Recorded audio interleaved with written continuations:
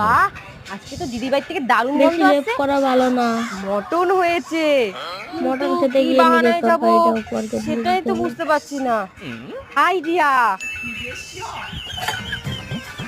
একটুখানি সবজি রয়েছে, যাই এটাই দিদিকে দিয়ে আসি আর একটু মটন নিয়ে আসি। দিদি, ও দিদি, বাড়িতে আছো? হ্যাঁ আসো, বলো। এই তোমাকে একটু সবজি দিতে আসলাম। আলু ডাল ছোলা দিয়ে একটা স্পেশাল তরকারি করেছি, তাই তোমাকে দিতে আসলাম। এই নাও, খেয়ে বলো কেমন হয়েছে। আচ্ছা ঠিক আছে দিদি। বলছি দিদি, দারুণ গন্ধ আসছে, কি রান্না করেছো গো?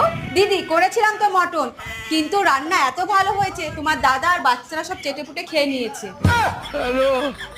যাক, তুমি এবার তুমি শুধু এটা ভাত এনেছো খেয়ে ভালোই মরো, করেছো, বুদ্ধি এটা চালনা দিয়ে আমি করতে ভাত গিয়ে। খেয়ে নেবো। হায় রে, কি করতে আসলাম।